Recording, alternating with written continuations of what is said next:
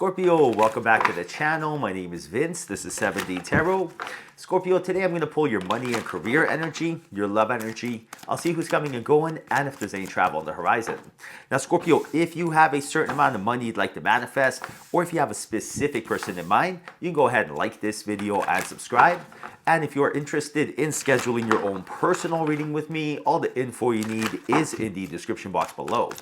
Now, for a totally fresh perspective, you can check out my wife's channel over at Empath Tarot, and stay tuned till the end of your reading where we'll pull a final message from your spirit guides, tying everything together. All right, so let's dive right in. Wow, you got the Moon, 4 Pentacles, Judgment Star, 6 of Wands, and the 9 of Wands. Very interesting. You also got the Lovers card, 10 of Pentacles, 10 of Cups, and the 5 of Wands. Very, very interesting. So right now, it's like your energy is leading you towards more like-minded individuals, people that have the same magnetic energy as yourself. And I do see here that your love life, your romantic life is about to ascend to the next level. So I'm being told right now, this is the time to take the leap of faith. This is the time to really trust yourself and know that you're being surrounded by the energy that is reciprocated. You know, love and a relationship is not something you're supposed to settle for. It's something that when you're with that other person, they see galaxies and stars in your eyes. They feel you from, you know, without having to be in your presence through quantum entanglement.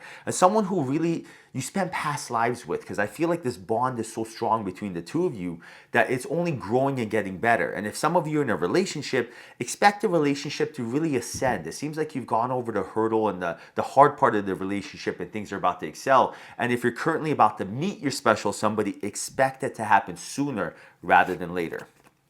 Now you have the 9 of Swords and you also have the Judgment card, which is very interesting. So right now it's like you've been waiting for a download or message from your angels, from the universe. And right now that message is coming into your life. But first and foremost, your angels are telling you to close a chapter first in order for them to be able to deliver this message to you. Closing the chapter is on wanting, needing, wishing, hoping, and then you will be gifted this desire. Now, why does this happen? Because when you are waiting for something, you're waiting. Like for example, like you ever wait for a phone call, you're waiting, and it never comes. And in a moment you put the phone down and walk away, it happens. That's called release, surrender, and let go, right? It's part of the law of attraction, law of assumption.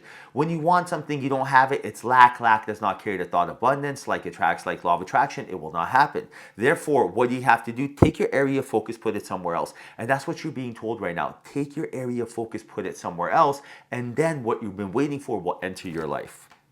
Then you got the 10 of Pentacles and you also have the 6 of Wands. So a big celebration is coming your way. This is about not pivoting and changing course because you will be gifted your desire. So if some of you have been investing your time and career and energy into say your business, your career, your work, or even a relationship, it is about to pay dividends. Things are really about to take off. So right now, don't pivot and change course. Don't feel like right now, just because you haven't seen the result you're looking for, the outcome, that the process isn't happening, right? The journey is actually happening. So do not pivot and change course right now is what I'm being told.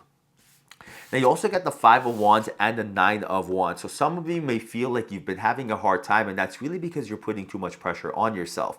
You're being told right now, don't put pressure on yourself, right? That pressure is causing resistance. So if you've been telling yourself, oh, I should have done this, I shouldn't have done this, why did I do this, why did I not do this? This is a time to not be so hard on yourself. And one trick that I love using is like, if I wouldn't say something to somebody, I wouldn't say it to myself. So for example, if someone comes over to my house and they drop a dish and it breaks, I'm not gonna be like, you're so stupid, oh my goodness, why'd you do that, right? I'm just gonna be like, uh-oh, make a joke, butterfingers, don't even worry about it, right? Same thing with myself. If I drop a dish, I'm not gonna be like, oh Vince, you're so stupid, I can't believe you do this, you're so silly. I'm just gonna be like, Vince, you know what, it's all good, you know, next time make sure you got those grips tight, right? So right now you're being told don't be hard on yourself. When you're hard on yourself, you lower your frequency, and your frequency is what you frequently see. Now you got the Star and the Moon, and this is about understanding that things are about to get better for you, and right now the turbulence will be over. So right now, look at things from the perspective of things going well in your life and not things going, you know, wrong in your life. This is the most important part. This is a choice. Whether you think it's something positive or negative, this is up to you. It takes the same amount of energy. And right now you're being told, look at it from the perspective of a love-based decision, right? Not a fear-based decision. I'll give you an example. You're being told, say if you wanted to get a job somewhere, and imagine you handed in your resume. Now, when you come back home, you have two options. Option A is to feel, which is what you want to do, as if you've already got the job. Feel as if, wow, I already got the call back, I already got the job, I'm starting Monday. Now, option B is to come home and be like, oh my goodness, I hope I did well on that, interview, I hope this happens, right? It takes the same energy to do either or, but only one of them is going to make you more magnetic and actually have the job enter your life, right? So right now, the universe is telling you, pick the thoughts, the feelings, the behaviors, the experiences that will lead you towards your end goal. Now you also have the Hierophant and the World. Right now your angels are telling you to tap into your mystical and spiritual powers. You are a high frequency, high energy being, but you have to associate yourself with your soul. So what does this mean right now? Your angels are telling you to stop identifying yourself with your bills, your worries, your thoughts, your feelings, your bodies. You are none of those things. You are a soul. That soul is on planet Earth, and in order to be on planet Earth, it has to go into a body. So when you look in the mirror and you see this meat suit, understand that is not you. Don't identify with that. That is your car, for example. Inside the car is the driver, and that's who you are. Why are they telling you this? Because if you are concerned about things that don't matter, such as your bills, your worries, and things like that, you won't be able to get the clarity and the download and insight to figure out what to do next. Because right now, say if you got some bills, you want to pay them off. Great. Now, how are you going to pay them off? You got to come up with an idea. In order to get that idea, you have to be in a calm, neutral state. So you don't have the luxury of overthinking. So don't associate yourself. When you look in the mirror, don't be like, oh my goodness, look at me, I look like this. No, no, no. That's your avatar. You are in the car. You are vibration. You are frequency. You're an energy. You're feeling.